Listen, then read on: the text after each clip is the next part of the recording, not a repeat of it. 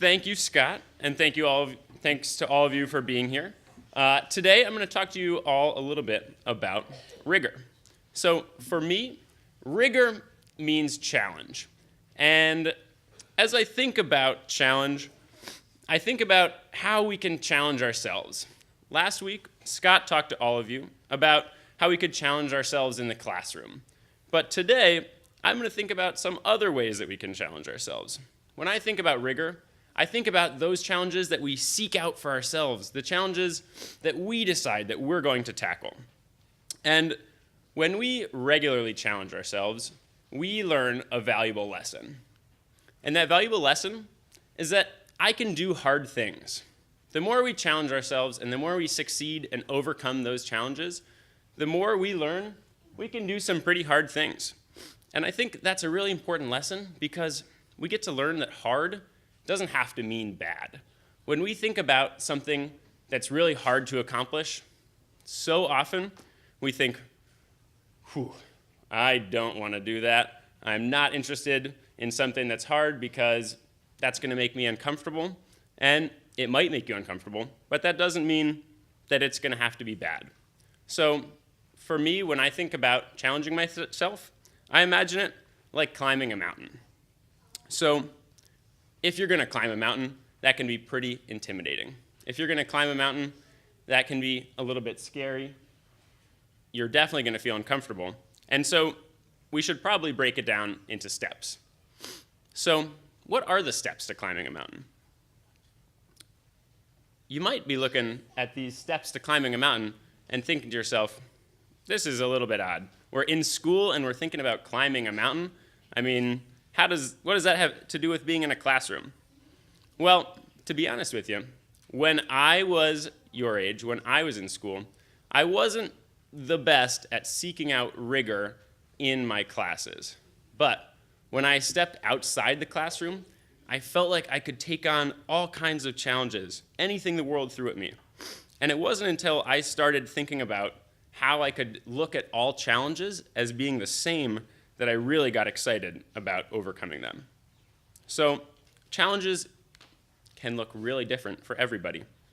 For you, who knows what they could mean?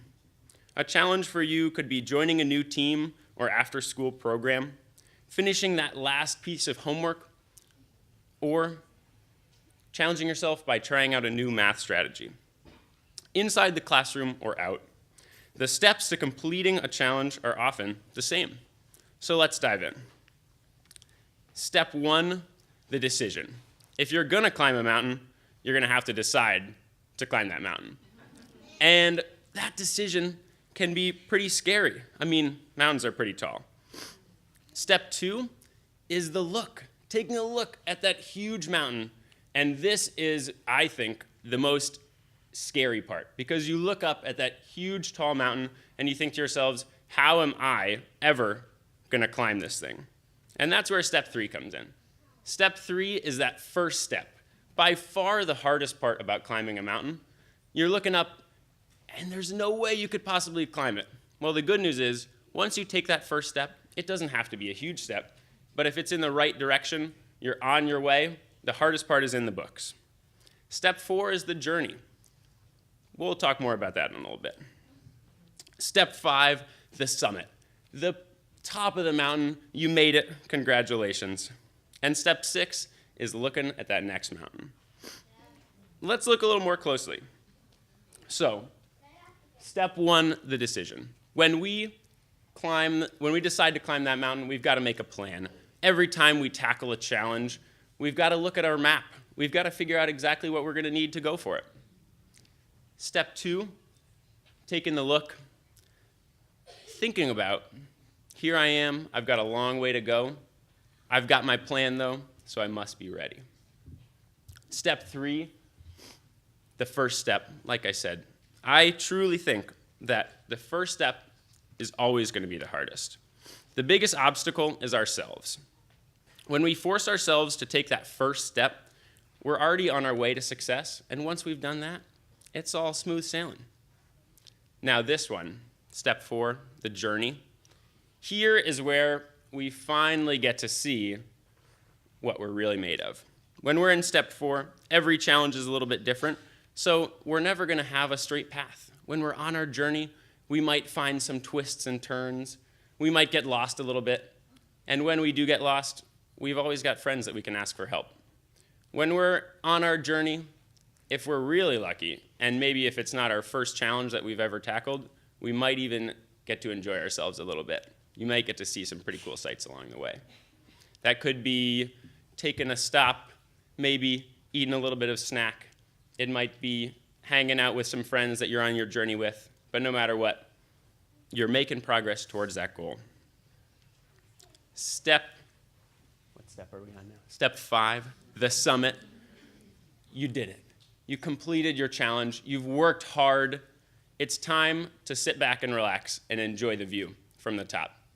Once you complete that challenge, once you're up there, you get to look out over all that you've overcome, and you get to think about what you've learned. You get to realize that, like I said before, you can do hard things. You made it to the top of the mountain. You might even get to enjoy a little lunch. I'm not sure that there's anything better in the world than a big meal after you've been working hard. And there's something you might notice once you get used to completing that first challenge. You start to look for the next challenge. You start to look for the next mountain to climb. You might even start to realize that you love that feeling of climbing that mountain, and when you're at the top, you're already looking for the next challenge. You're already looking for that next mountain that you might climb. So that's okay. That's amazing. That means that you're ready for more challenges. You're ready to go to dive in.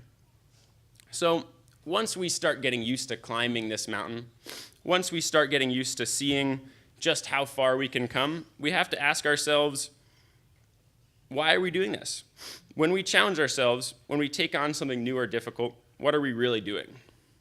What we're doing is stepping outside of our comfort zones. When we take on those new challenges, we're letting ourselves learn something new by diving in headfirst and by testing ourselves against those things. And in order to do that, we have to recognize our comfort zones.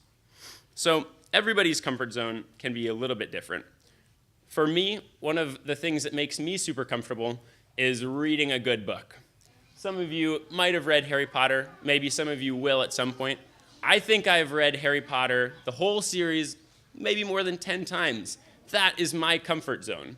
So when I'm reading that book, I'm not really challenging myself. I might not be learning anything new about myself, but I know that it's something that makes me comfortable. Just like right here, we've got my cat, Sophie. She is truly in her comfort zone, lying out in the sun, enjoying herself, and that's amazing. She's having the best time of her life.